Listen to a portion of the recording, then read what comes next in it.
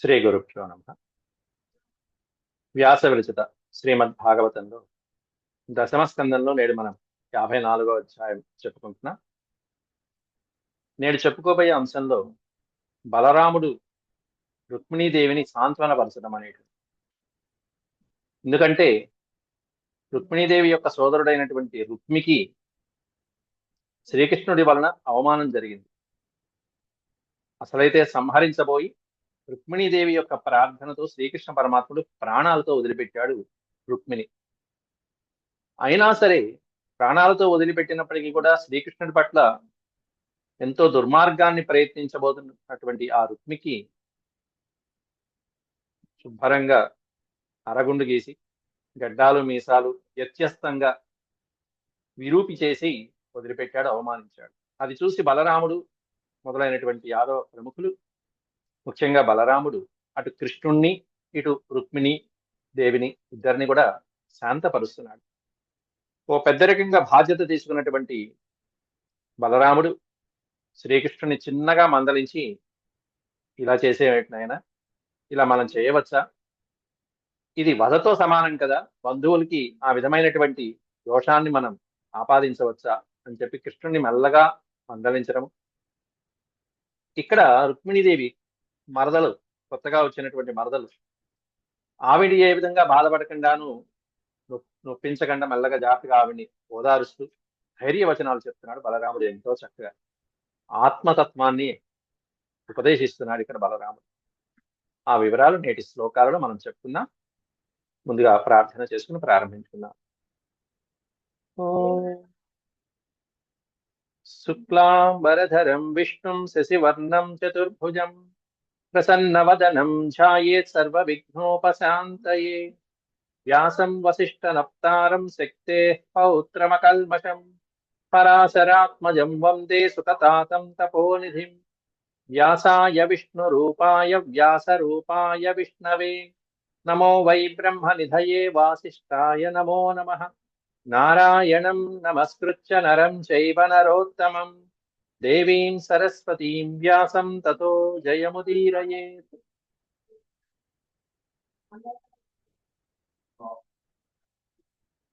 ఇందులో మనం పూర్వపాఠంలో 40 శ్లోకాల వరకు నిన్న చెప్పుకోవడం జరిగింది. క్షత్రియాణమయం ధర్మ ప్రజాపతి వినిర్మితః భ్రాతాపి భ్రాతరం హన్యాత్ ఏన ఘోరతరస్తతః అని రుక్మిణీదేవితో బలరాముడు అంటున్నాడు, బలభద్రుడు. ఇది క్షత్రియుల ధర్మం అమ్మ.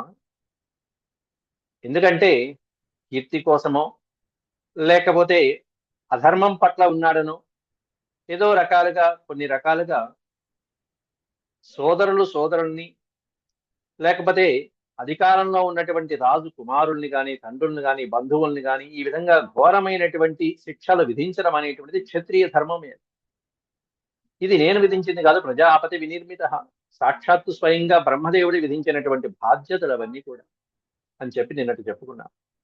పైగా రాజ్యస్య భూమిర్విత్తస్య స్త్రియో మానస్య తేజసః మానినోన్యస్య వాహేతో శ్రీమదాంధాః క్షిపంతి. కృష్ణుడితో మళ్ళీ అంటున్నాడు, కృష్ణ, శ్రీమదాంధాః మానిన్యః వా.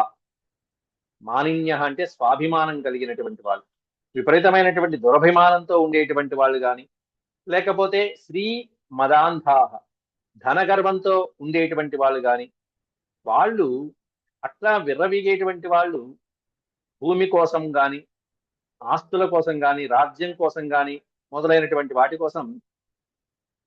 అంతేకాకుండా రాజ్యస్య భూమిర్విత్తస్య స్త్రియో మానస్య తేజస అంటున్నారు అక్కడ. అంటే రాజ్యం పొందాలనేటువంటి సందర్భంలో కానీ లేకపోతే భూభాగము మొదలైనటువంటి పొందాలనే సందర్భంలో కానీ, విత్తస్య ధనధాన్యాదులు మొదలైనటువంటి పొందాలనేటువంటి విషయంలో కానీ, లేకపోతే స్త్రీ కారణంగా కానీ, ఈ విధంగా స్వయంవరంలో స్త్రీని జయించేటువంటి సందర్భాలలో స్త్రీని పొందాలనేటువంటి కాంక్షతో కానీ రకరకాలైనటువంటి విధంగా వాళ్ళ వైభవాలని వాళ్ళ బలాలని ప్రదర్శిస్తూ ఉంటారు, ఎదుటి వారి పట్ల ప్రదర్శిస్తూ ఉంటారు. వాళ్ళు ఎట్లాంటి వాళ్ళైనా బంధుజనులైనా సరే వాళ్ళ బలాబలాల్ని ప్రదర్శిస్తూ ఉంటారు, వైభవాల్ని ఎందుకంటే వాళ్ళ యొక్క కీర్తి, వాళ్ళ ప్రతాపము, వాళ్ళ వీరత్వము ఎదుటి వాళ్ళకి ప్రదర్శించి ఇదిగో ఇవన్నీ పొందటం కోసం. ఎందుకని అంటే వాళ్ళకి మానం, ఇదిగో మానిన వాళ్ళు దురభిమానం, శ్రీమదాంధులు. కాబట్టి అట్లాంటి వాళ్ళు వీటి కోసం పాకులాడుతూ ఉంటారయ్యా కృష్ణ. ఏ విధంగా మంచి చెడ్డలు అనేటువంటివి ఏ కారణాలు అయితే ఉంటాయో ఆ కారణాలన్నీ కూడా మర్చిపోయి మరీ ప్రవర్తిస్తూ ఉంటారు. ఏ కారణము చూడరు ఇంకా వాళ్ళు. వీటి కోసం అని చెప్పి వాళ్ళు దేన్నైనా చేస్తూ ఉంటారయ్యా. కాబట్టి అది మనం చేయదగినటువంటి కార్యములు కాదు బంధువులను ఆ విధంగా ఇబ్బంది పెట్టడం అనేది అంటూ కృష్ణుడికి మెల్లగా చొరక వేస్తున్నాడు పెద్దన్నయ్య బలరాముడు. మళ్ళీ రుక్మిణి వైపు తిరిగాడు. అమ్మాయి రుక్మిణి, తవేయం విషమా బుద్ధి సర్వభూతేషు దుర్హృదాం యన్మన్యసే సదా భద్రం సుహృదాం భద్రమజ్ఞవత్. అయినా నీ సోదరుడి సంగతి నీకు తెలీదా అమ్మా? నేను చెప్పాలా? ఆ రుక్మి ఎలాంటి వాడు నీకు తెలీదా? ఎట్లాంటి వాడు ఆ రుక్మిణి? దుర్హృదాం సర్వభూతేషు దుర్హృదాం, సమస్త ప్రాణుల పట్ల ద్వేషభావాన్ని కలిగి ఉండేటువంటి వాడు, సమస్త ప్రాణులకి పరోపకార బుద్ధి, హితకారం చేసేటువంటి వాడు కాదు, హితకారి కాదు, దుర్హృదాం దుర్బుద్ధి కలిగినటువంటి వాడు, సమస్త ప్రాణుల పట్ల దుర్బుద్ధి కలిగినటువంటి వాడు. అట్లాంటి నీ సోదరుడైనటువంటి రుక్మి ఎట్లాంటి వాడు నీకు తెలుసు కదా. అట్లాంటిది మరి రాజు అయినటువంటి వాళ్ళు శిక్షించాలి కదా, తప్పు చేసినటువంటి వాడిని శిక్షించాలి కదా. కాబట్టి అలాగే శ్రీకృష్ణుడు కూడా శిక్షించడం జరిగింది అని నువ్వు అనుకో, అలా భావించు. ఎందుకంటే నువ్వు అన్నీ తెలిసినటువంటి దాని. యన్మన్యసే సదా భద్రం సుహృదాం భద్రమగ్నవత్. సదాభద్రం యన్మన్యసే, సదాభద్రం అంటే సమస్తమైనటువంటి ప్రాణుల యొక్క హితాన్ని కోరుకునే దానివైతే, నీ బుద్ధి సక్రమంగా ధర్మాన్ని పాటిస్తున్నట్టయితే, సుహృదాం భద్రమగ్నవత్. అగ్నవత్ అంటే అజ్ఞాని వలె ఆలోచించమాకమ్మా. తవ ఇయం విషమాబుద్ధి, విషమాబుద్ధి అనే పదం పెట్టారు అక్కడ. విషమాబుద్ధి అంటే నీ బుద్ధి ఈ విధంగా ఉండకూడదు కదా. నువ్వేమన్నా విజ్ఞానవంతురాలివి, జ్ఞానవంతురాలివి, పరిపూర్ణమైనటువంటి జ్ఞానవంతురాలివి, లక్ష్మీదేవి స్వయంగా. అట్లాంటి నువ్వు, నీ సోదరుడు ఎలాంటి వాడో తెలుసు, వాడు ఎంత దుర్మార్గాలు చేసేవాడో తెలుసు. అట్లాంటిది సామాన్యమైనటువంటి అజ్ఞాని వలె నువ్వు ఈ విధంగా బాధపడటం సమంజసంగా ఉందా? ఇలా బాధపడచ్చా? నీ బుద్ధి ఈ విధంగా విషమించింది ఏమిటి? విషమా బుద్ధి, బుద్ధి విషమించడం. సామాన్యమైనటువంటి స్త్రీ వలె బాధపడుతున్నావు, అజ్ఞాని వలె ఆ విధంగా విషమమైన బుద్ధిలో ప్రవర్తిల్లింది ఏమిటమ్మా? కాబట్టి శ్రీకృష్ణుడు ఏ విధమైనటువంటి దండన, ఏ విధమైనటువంటి శిక్ష అమలు చేశాడో అది సరియైనదిగా భావించు. సదా భద్రం యన్మన్యసే, అలా భావిస్తే నీకు శుభమవుతుంది, మంచి కలుగుతుంది. అంతేకాదు, ఇక ఇక్కడి నుంచి భగవద్గీతలో మనకి చెప్పినటువంటి ఆత్మ సంయమ యోగం ఏదైతే ఉంటుందో ఆ యోగం అంతా కూడా ఒక 2-3 శ్లోకాల్లో చక్కగా వర్ణించేస్తున్నాడు బలభద్రుడు. ఆత్మమోహో నృణామేష కల్పతే దేవమాయయా సుహృత్ దుహృత్ ఉదాసీన ఇది దేహాత్మమానినా. ఆత్మమోహో నృణామేష కల్పతే దేవమాయయా సుహృద్ దుహృత్ ఉదాసీన ఇది దేహాత్మమానినా. వీడు సుహృత్ అంటే స్నేహితుడు, బంధువు అని కానీ, లేకపోతే వీడు దుహృత్, వీడు దుర్మార్గుడు, శత్రువు అని గాని, లేకపోతే ఉదాసీనుడు, వీడు శత్రువు కాదు మిత్రువు కాదు, శత్రుమిత్రుడు ఇద్దరు కాదు, ఉదాసీన అంటే సమానంగా ఉండేటువంటి వాడు మనతో. మనం హాయ్ అంటే వాడు హాయ్ అంటాడు, మనం పలకరిస్తే వాడు పలకరిస్తాడు, మనం పలకరించకపోతే వాడు పలకరించాడు, అవసరం వస్తే వాడు వస్తాడు, మనం అవసరం వస్తే వాడు చూస్తాడు. అట్లా ఉదాసీనంగా ఉండేటువంటి వాళ్ళు కొంతమంది ఉంటారు. ప్రాణం ఇచ్చేటువంటి స్నేహితుడు లాంటి వాళ్ళు ఉంటారు, ప్రాణం తీసే శత్రువులు లాంటి వాళ్ళు ఉంటారు. ఇవన్నీ, ఈ భావనలన్నీ ఎప్పుడు కలుగుతాయి? దేహాత్మమానిన, కేవలం దేహ ఆత్మ మానిన, ఈ దేహమే ఆత్మ అని భావించేటువంటి వాళ్ళు ఎవరైతే ఉంటారో వాళ్ళకి ఇదిగో ఈ వేద భావాలన్నీ కలుగుతాయి. ఈ దేహమే ఆత్మ అని మాత్రమే భావన చేసే వాళ్ళని దేహాత్మ మానినం అంటారు. ఇదంతా దేవమాయ. ఆ దేవమాయలో పడిపోయి ఈ దేహమే ఆత్మ అని భావించుకున్నటువంటి వాళ్ళకి మాత్రమే ఇదిగో ఈ భేదాలన్నీ కనిపిస్తూ ఉంటాయి. అంటే ఎదురుకుండా ఉన్నటువంటి వాడు మిత్రుడు, శత్రువు, ఉదాసీనుడు, ఈ బంధువు గొప్ప, ఈ బంధువు కాదు, వీడు బంధువు కాదు, వీడు నావాడు, వీడు నావాడు కాదు అనేటువంటి తరతమ భేదాలు అనేటువంటివి దేహాత్మ భావన ఉన్నటువంటి వాళ్ళకి మాత్రమే కనిపిస్తాయి. ఆత్మమోహో నృణామేష, ఈ దేహమే ఆత్మ అనేటువంటి మాయలో పడ్డ వాళ్ళకి, అటువంటి మానవులందరికీ కూడా ఇగో ఈ భావన కలుగుతూ ఉంటుంది. అలా కాకుండా దేహం వేరు ఆత్మ వేరు, ఆత్మ గొప్పది, దేహం అనేటువంటిది నశించేది అన్న తెలుసుకున్నటువంటి వారికి ఈ భావన ఉండనే ఉండదు. దేహం వేరు, దేహం అశాశ్వతమైనది, ఆత్మ శాశ్వతమైనది అని తెలుసుకున్నటువంటి వాడికి ఈ భేదభావాలు అనేవి ఉండనే ఉండవు కదా అని చెప్పి ఇక చక్కగా వేదాంతాన్ని వర్ణిస్తున్నాడు బలరాముడు. ఏక ఏవ పరో హ్యాత్మ సర్వేషామపి దేహినాం నానేవ దృశ్యతే మూఢైర్యథా జ్యోతిర్యథా నభః. యథా జ్యోతి యథా నభః.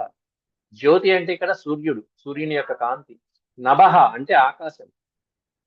మీరు సూర్యబింబం కింద ఓ 10 నీళ్ల కుండలు పెట్టండి, 10 నీళ్ల కుండల్లో సూర్య ప్రతిబింబం పడుతూనే ఉంటుంది. పైన ఉన్నటువంటి సూర్యుడు ఒక్కడే, కింద నీటి కుండల్లో ప్రతి నీటి కుండలోనూ ఆ సూర్యుని యొక్క ప్రతిబింబం మనకి ప్రతిబింబిస్తూనే ఉంటుంది. అలాగే పైన ఉన్నటువంటి ఆకాశం ఒక్క ఆకాశమైనా కూడా కింద ఉన్నటువంటి జలాశయాల్లో ఎన్ని జలాశయాలు ఉంటే అన్ని జలాశయాల్లోనే అన్ని ఆకాశ స్వరూపాలు కనిపిస్తూనే ఉంటాయి. కాబట్టి ఉన్నది ఒకటే, కింద ఉన్నటువంటి మాత్రం రకరకాలైనటువంటి ప్రతిరూపాలు కనిపిస్తూ ఉంటాయి. అట్లా నువ్వు అర్థం చేసుకోవాలి, ఆత్మ ఒకటే. ఆ ఒకే ఆత్మ అనేక రూపాలలో కింద అనేకమైనటువంటి ప్రాణులుగా సకలమైనటువంటి చరాచర సృష్టిలో ఆ భగవంతుడు ఆక్రమించి ఉన్నాడు. ఏక ఏవ పరహ. పరహ అంటే అన్నిటికంటే చరాచర సృష్టి కంటే భిన్నమైనటువంటి పరమాత్మ ఏక ఏవ, ఒకే ఒక్కడు. ఆయనే ఆత్మస్వరూపం, పరమాత్మ స్వరూపం. సర్వేషామపి దేహినాం హి ఆత్మ ఏవ. సమస్తమైనటువంటి ప్రాణికోటికి అన్నిటికీ కూడా దేహినాం అనే పదానికి అర్థం దేహము ధరించినటువంటివి. ఇంకా చెప్పాలంటే చెట్లు చేమలు కూడా వాటికి దేహమే, చెట్టు పైన ఉన్నటువంటిది దేహమే దాని. కాబట్టి సర్వేషామపి దేహినాం, దేహధారులైనటువంటి సమస్తమైనటువంటి వాడికి లోపల ఆత్మస్వరూపంగా ఉన్నటువంటి ఆ పరమాత్ముడు ఒక్కడే. నా అనేవ గృహ్యతే మూఢై. కానీ మూర్ఖులైనటువంటి వాళ్ళు మాత్రం మూర్ఖుల చేత ఈ విషయం తెలుసుకోబడదు. వాళ్ళు భిన్నంగా ప్రవర్తిస్తూ ఉంటారు. ఆత్మ వేరు, దేహం వేరు అనేటువంటి తెలుసుకోలేక ఈ దేహమే ఆత్మ అని మాత్రమే తెలుసుకుంటారు.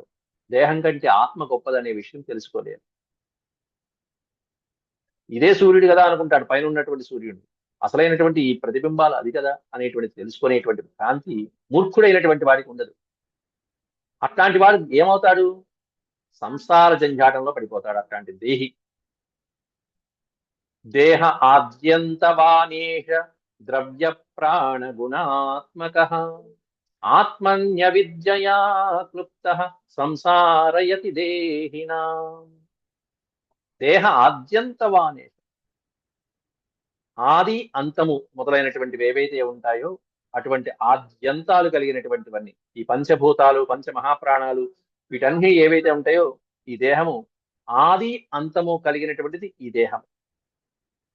అట్ట జనన మరణాత్మకమైనటువంటి ఈ దేహం, దేహాభిమానం కలిగినటువంటి జీవుడు కేవలం అవిద్యయ, అవిద్యయ అంటే అజ్ఞానం కారణంతో, విద్య అవిద్య, విద్య పరావిద్య అపరావిద్య, అట్లాంటి వాటితో ఈ కారణంగా అజ్ఞాన కారణంగా ఈ దేహమే శాశ్వతమైనది, ఈ దేహమే గొప్పది, ఈ దేహంతోనే నేను అన్ని చేస్తున్నాను కాబట్టి ఇదే ఆత్మ, ఇదే ప్రాణము, దేహమే ప్రాణము అని భ్రాంతిలో ఉండేటువంటి అజ్ఞాని చివరికి ఏమవుతాడంటే ఇదే ఆద్యంతము, ఈ దేహమే ఆద్యంతము, ఇంకోటి ఏమీ లేదు ఆద్యంతాలు, జనన మరణాలకు కారణమైనటువంటిది దేహమే అనుకుని భ్రాంతిలో ఉండేటువంటి వాడు సంసారయతి దేహినం.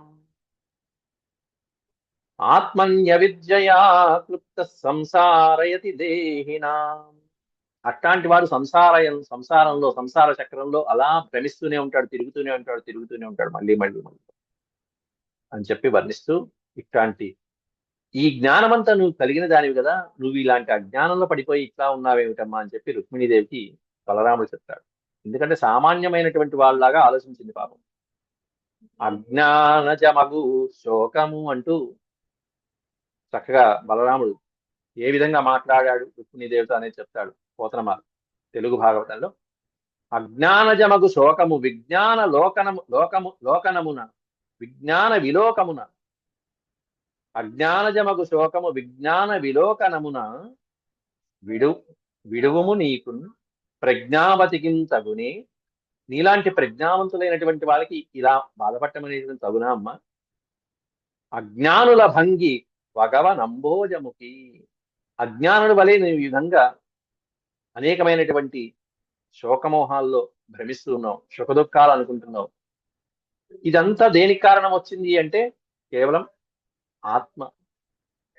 ఈ దేహమే ఆత్మ అని భ్రమించేటువంటి వాళ్ళు ఏ విధంగా అయితే భ్రమిస్తారో అలా నువ్వు అనుకుంటున్నావమ్మా అని చెప్పి, ఆత్మనోన్యేన సంయోగో వియోగశ్చాసతస్సతి తద్ధేతుత్వాత్త ప్రసిద్ధేత్ ప్రసిద్ధేత్ గురురూపాభ్యాం యథా రవేః.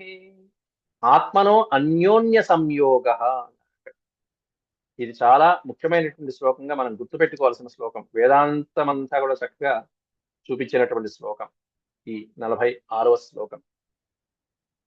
అమ్మాయి రుక్మిణి, సాధ్వీమణి, న ఆత్మనః అన్యేన సంయోగః వియోగశ్చాసతస్సతి తద్ధేతుత్వాత్ తత్ప్రసిద్ధేత్ రూపాభ్యాం యథా రవేః. దాన్ని బలరాముడు చూసే కన్నులు గాని, రూపము ఏదైతే చూస్తామో, ఈ చూసేటువంటి కన్నులు, చూడబడేటువంటి వస్తువు, ఈ రెండిటిని ఉదాహరించి చెప్తున్నాడు ఇక్కడ. చూసే కన్నులు, చూడబడేటువంటి రూపాలు, ఈ రెండిటిని కూడా ప్రకాశింపజేసేది ఎవరయ్యా అంటే సూర్య భగవానుడు. సూర్య భగవానుడు ప్రకాశింపజేస్తూ ఉంటాడు. ఈ కన్నులు మనకి రాత్రిపూట కూడా ఉంటాయి. వస్తువు రాత్రిపూట ఉంటుంది, లైటు లేదు, చీకటిగా ఉంది. అప్పుడు కళ్ళు ఉన్నాయి, వస్తువు ఉన్నది. కనిపించిందా ఇప్పుడు ఆ వస్తువు? ఏం కనిపించలేదే. మరి నీ కళ్ళు ఉన్నాయి బానే, పొద్దున పని చేసాయి, వస్తువు కనిపించింది అంటే ఈ దృష్టి వస్తువు మీద పడి అది వస్తువు, ఇది పుస్తకము, ఇది దేవుని యొక్క పటము, ఇది పుస్తకము మొదలైనటువంటివన్నీ గ్రహిస్తున్నావే, విషయాలు గ్రహిస్తున్నావే. మరి అవే కళ్ళు రాత్రికి ఉన్నాయి, అదే వస్తువు రాత్రికి ఉంది, కానీ కాంతి లేదు, చీకటిగా ఉంది, అంధకారంగా ఉంది. మరి ఈ కళ్ళు ఏమైపోయినాయి? ఆ రూపం ఏమైపోయింది? ఆ వస్తువు ఏమైపోయింది? కనిపించడం లేదు కదా. అంటే ఈ శ్లోకంలో సూర్యుడు ఒక్కడే ఆత్మ అనేటువంటిది ప్రతిపాదిస్తున్నారు. ఇక్కడ ఆత్మ ఒకటే అని నిరూపించడానికి ఒక ఉదాహరణ చెప్తున్నారు అత్యద్భుతంగా.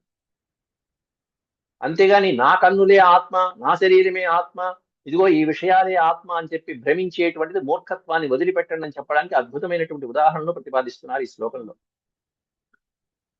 కాబట్టి ప్రకాశింపజేసేది సూర్యుడే, ఈ కన్నులకి రూపాన్ని ప్రకాశింపజేసేది సూర్యుడే, ఆ వస్తువు మీద పడి ప్రకాశాన్ని కలిగించేది, ఇది వస్తువు అని చెప్పి గ్రహించేట్టుగా చేసేది సూర్య భగవానుడు. ఒక్కడే సూర్యుడు. కాబట్టి అందువల్ల సూర్యునితో కన్నులు, రూపము ఎప్పుడూ కూడా వియోగము ఉండదు, సంయోగము ఉండదు. వియోగం ఉండదు, సంయోగం ఉండదు. వియోగ సంయోగాలండి. కలయిక ఉండదు, విభేదము ఉండదు. ఎందుకంటే కళ్ళు రాత్రిపూట ఉన్నాయి మనకి, వస్తువు రాత్రిపూట ఉంది. ఆయన పని ఆయన చేసుకు వెళ్తున్నాడు అంతే. ఆ వస్తువు, ఆ సూర్యుని యొక్క కాంతి అలా పడినప్పుడు మన దృష్టి మీద కానీ, ఆ వస్తువు మీద పడినప్పుడు కానీ మనకు కనిపిస్తుంది తప్ప భగవంతుడు దీనికోసమే ఉన్నాడా, ఈ పని కోసమే ఉన్నాడా?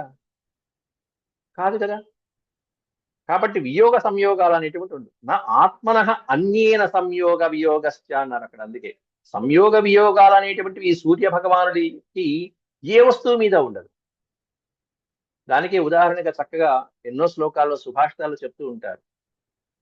చంద్రుని యొక్క పున్నమి వెన్నెల అద్భుతమైనటువంటి రాజప్రాసాదాల మీద, భవనాల మీద కురిపిస్తాడు ఆ పండు వెన్నెలని, ఊరు గుడిసెల మీద కూడా కురిపిస్తాడు పండు వెన్నెలని.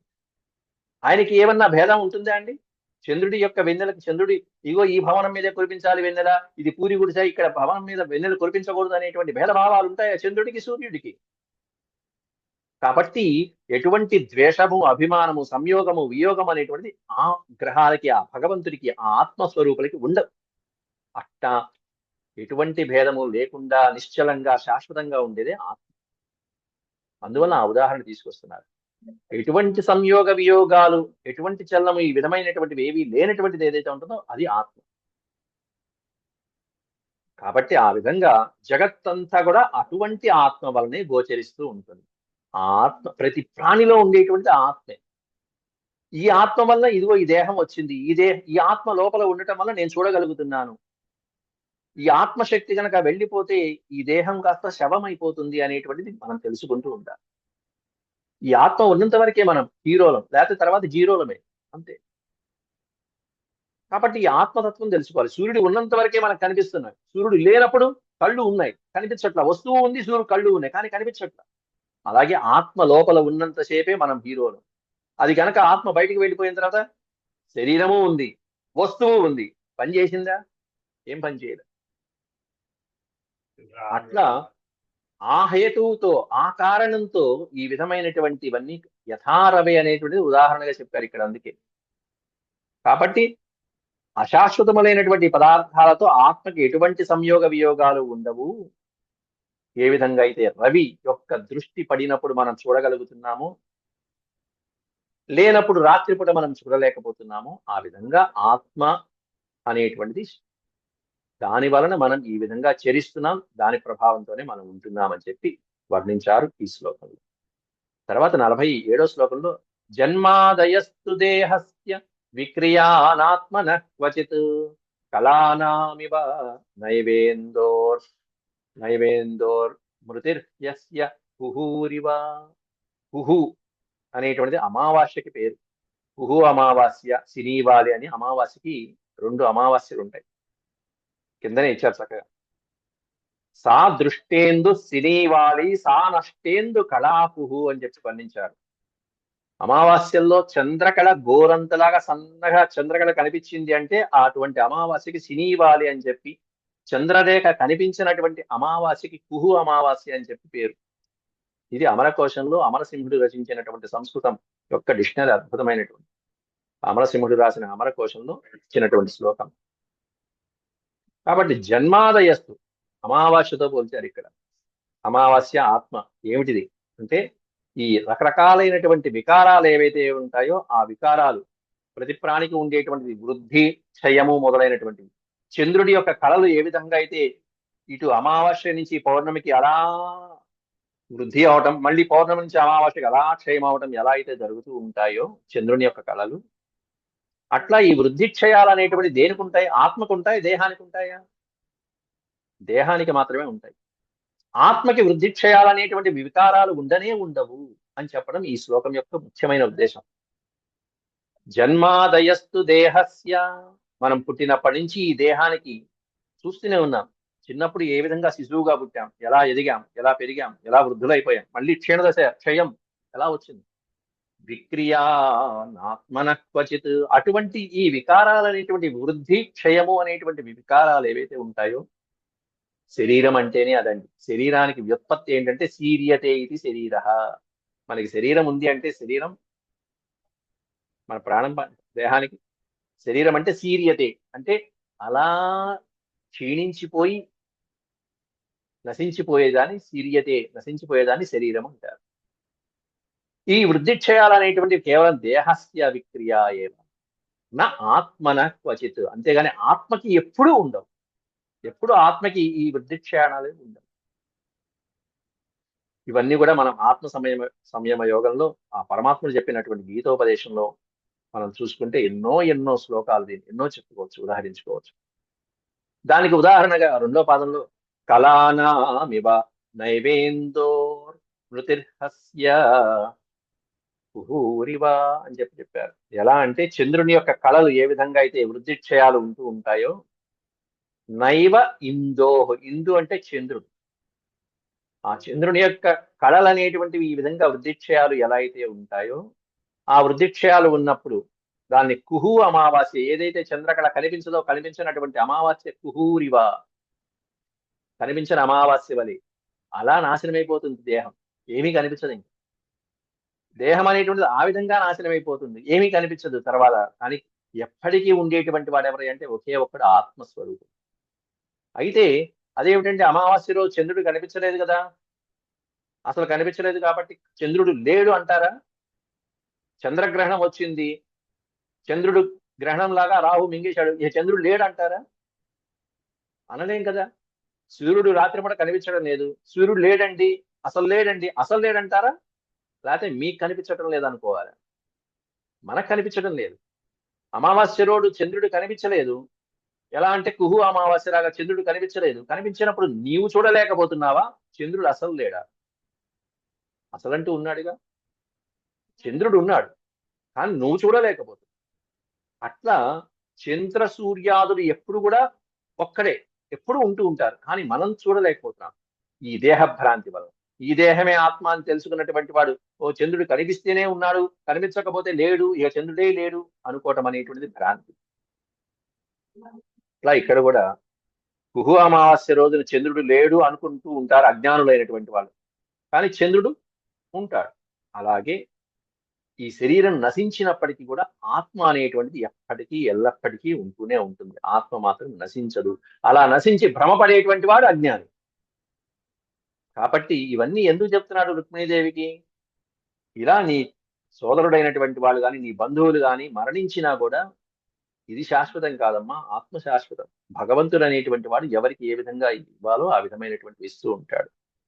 క్షత్రియ ధర్మంగా, రాజధర్మంగా, భగవద్ ధర్మంగా వాళ్ళ యొక్క ప్రారంభ కర్మల ప్రకారం వాళ్ళు అనుసరించుకుని జరుగుతూ ఉంటాయి ఇవన్నీ కూడా.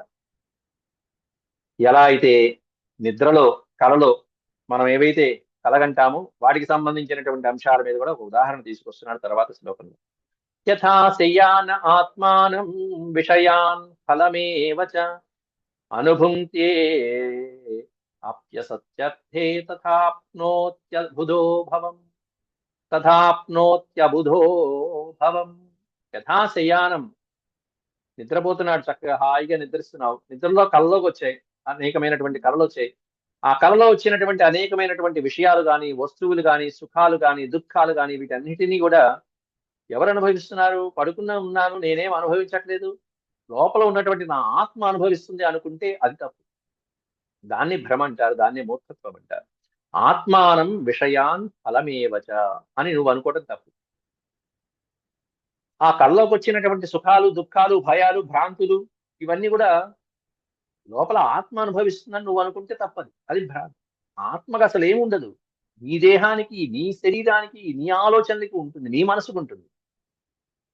మనసు వేరు, ఆత్మ వేరు, మళ్ళీ బుద్ధి వేరు, మనసు వేరు, అన్నిటికీ భిన్నమైనటువంటి ఉన్నాయి. కాబట్టి అలా అనుకోవటం భ్రాంతి.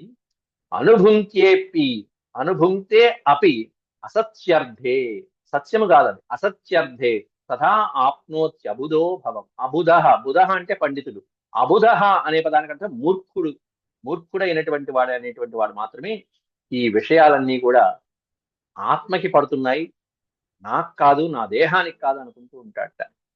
అజ్ఞాని యొక్క ప్రధానమైనటువంటి విషయాలు ఆ విధంగా ఉంటాయి. అజ్ఞానం ఏం చేస్తూ ఉంటాడంటే నశ్వరమైనటువంటి ఈ అసత్యమైనటువంటి పదార్థాలు, నశించేటువంటి ఈ సత్య పదార్థాలన్నీ కూడా, వాటన్నిటిని కూడా, సుఖ దుఃఖాలన్నీ కూడా ఆత్మ పొందుతుందనే భ్రమలో ఉంటూ ఉంటాడు.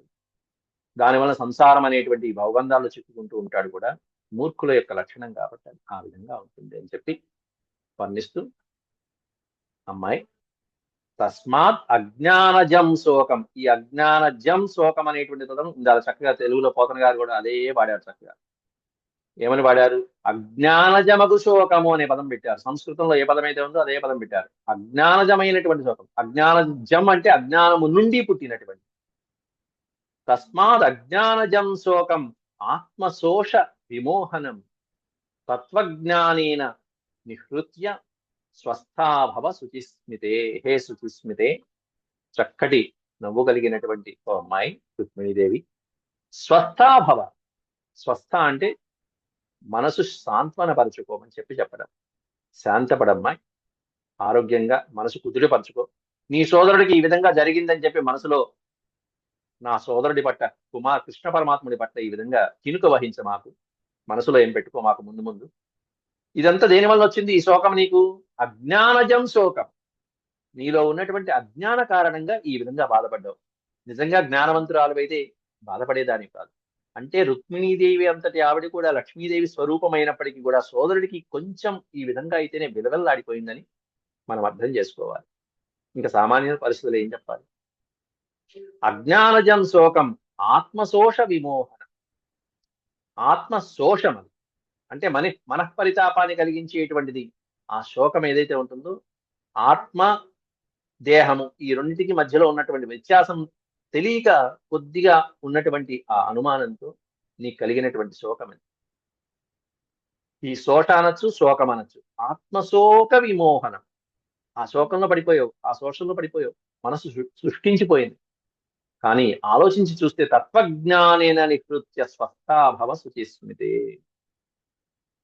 ఈ అంతఃకరణము మొదలైనటువంటివన్నీ సృష్టింపజేసి మోహంలో పడివేస్తూ ఉంటుందమ్మా ఆ శోకం అనేటువంటిది. కాబట్టి తత్వజ్ఞానం ద్వారా జాగ్రత్తగా ఆలోచించి, అంటే సారాంశం ఏది శాశ్వతము ఏది అశాశ్వతము అనేటువంటిది ఆలోచన చేయటమే, వివేకం చేయటమే తత్వజ్ఞానం, వివేచనం, వివేక చూడామణి. అటువంటి తత్వజ్ఞానం ద్వారా ఈ శోకాన్ని పరిత్యజించి వదిలిపెట్టి నిహృత్య స్వస్థాభవ, నువ్వు శాంతంగా మనసు ఆరోగ్యంగా కుదుటిపడమ్మా అని చెప్పి బలరాముడు చక్కగా ఓదారుస్తున్నాడు ఈ రుక్మిణీదేవి యొక్క బాధనంటారు. ఆ తర్వాత సుఖయోగేంద్రుల వారు మళ్ళీ పరీక్షిత్ మహారాజుకి రుక్మిణి కృష్ణుల యొక్క వివాహ వేడుకని గురించి చక్కగా సందర్భోచితంగా చెప్పడం అనేటువంటి తర్వాత శ్లోకాలలో మళ్ళీ మనం రేపటి పాఠంలో మనం చెప్తున్నాం. అంతవరకు సెలవు. ఓం శాంతి శాంతి శాంతి. యదక్షరపద భ్రష్టం మాత్రాహీనం చ యద్భవేత్ తత్సర్వం క్షమ్యతాం దేవ. నారాయణ నమోస్తు.